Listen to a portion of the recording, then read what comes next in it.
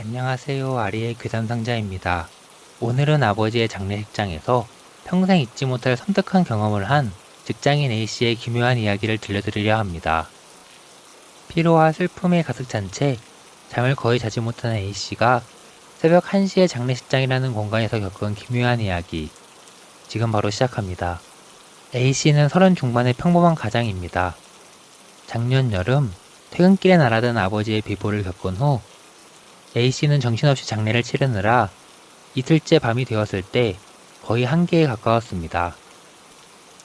다른 친척들이나 아내와 귀여운 딸아이가 도와주긴 했지만 외동아들이라 상주로서 많은 것을 감당해야 했기에 잠도 제대로 자지 못한 상태였죠. 새벽 1시쯤 문상객들이 다 돌아가고 장례식장은 고요해졌습니다. 전날과 달리 다른 빈소도 비어 있어서 장례식장 전체에는 A씨 가족밖에 없었죠. A씨는 정리가 끝난 빈소를 보면서 어머니와 함께 한숨을 돌렸습니다. 그렇게 숨을 고르고 있자니 어제 한숨도 자지 못한 피로가 몰려오더래요. A씨는 잠시 눈을 붙이기로 하며 어머니께 빈소를 부탁드렸습니다. 어머니께서는 알았다고 하시며 그 전에 잠깐 편의점에 다녀올 테니 기다리라고 하시고는 밖으로 나가셨죠. 넓고 조용한 장례식장에서 홀로 남겨진 A씨. 정적 속에서 어쩐지 모를 공포감이 엄습하던 순간의 정적을 깨고 A씨의 휴대폰에 울렸습니다.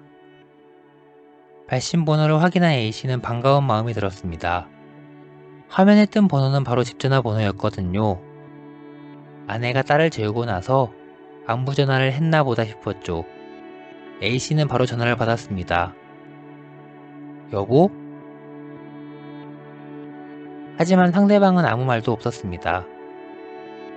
A씨가 특히 이상하게 느낀 점이 있었다고 합니다. 보통 전화를 하면 상대방의 숨소리나 미세한 생활소음 같은 게 들리기 마련이잖아요. 그런데 전화 너머로는 정말 아무 소리도 들리지 않았습니다. 지독한 침묵만 유지될 뿐이었죠. 통화 상태가 안 좋은가 싶어서 A씨는 다시 울었습니다. 여보, 들려? 자기야, 뭐해? 몇 번을 더 불렀지만 여전히 묵묵부답이었습니다. 그리고 잠시 후 전화는 뚝 하고 끊겨버렸습니다. A씨는 고개를 갸웃했습니다. 집 전화가 문제가 생겼나 하는 생각이 들었어요. A씨는 뭐지 하는 생각으로 집에 전화를 걸었으나 전화를 받지 않자 곧이어 아내의 휴대폰으로 전화를 걸었습니다.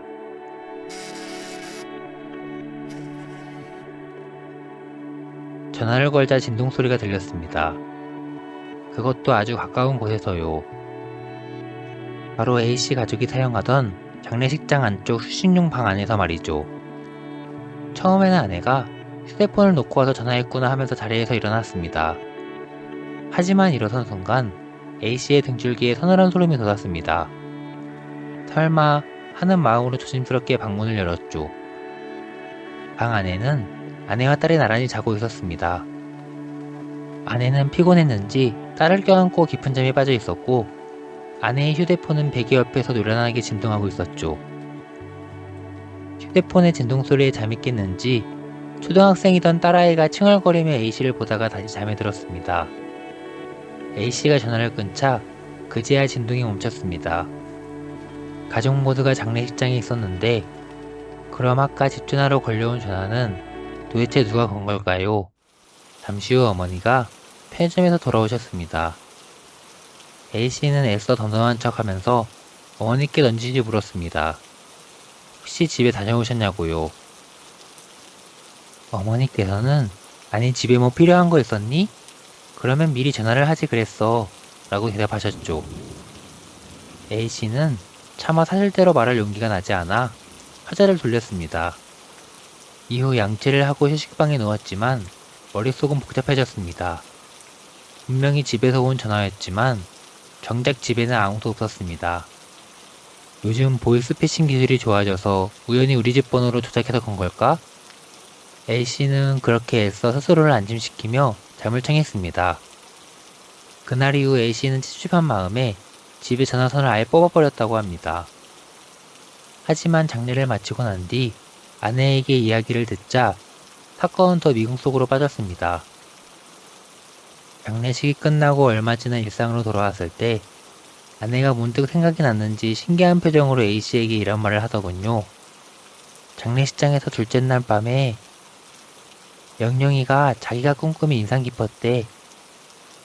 꿈속에서 자신이 집에서 자고 있었는데 누군가 밖에서 집 현관 비밀번호를 누르는 소리가 들리더래. 띠릭띠릭 하면서. 하지만 문이 안 열리자 강제로 문을 열려는데 끼익거리는 소리가 들려왔다는 거야. 문 너머에서 들리는 기괴한 소리에 영영이는 무서워서 이불을 덮어쓰고 있었다는데 다행히 문이 열리기 전에 전화벨 소리가 들려서 꿈에서 깼다고 하더라. A씨는 그 말을 듣고 나서 새벽에 전화를 다시 떠올렸습니다. 단순한 보이스피싱이었을까요? 아니면 딸아이를 깨우려는 전화였을까요?